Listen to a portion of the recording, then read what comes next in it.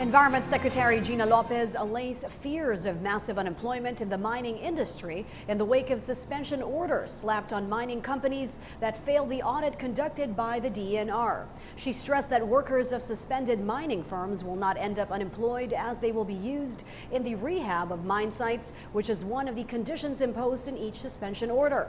20 mining firms have so far been suspended, with many more facing a similar fate. DENR reports.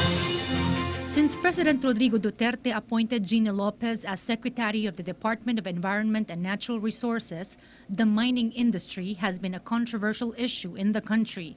President Duterte once warned that he would go after mining companies that are not in compliance with the international standards and environmental laws.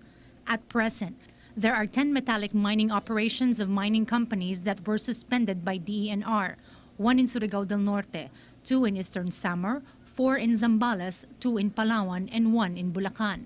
In addition, there are 20 metallic mining operations which are at risk of being suspended.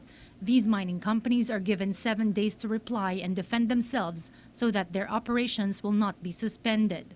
Some of the violations of these companies recommended for suspension were siltation of bodies of water, soil erosion, the lack of tree cutting permits, water permits, and ISO 14001 certification. Meanwhile, there were 11 mining operations which passed the mining audit. DENR, however, clarified that recommendations were still given to the companies that passed the audit. This is to further improve their mining operations and correct the minor infractions committed. In summary, out of the 41 metallic mining companies in the country, 10 were suspended, 20 are at risk of being suspended, and 10 passed the audit and are still ongoing with their operations. For the suspended mining companies, suspension will remain until they act on the issues observed in the audit. Secretary Lopez recently met with around 80 representatives of mining companies, during which she urged them to create mini economic zones in the communities where they operate.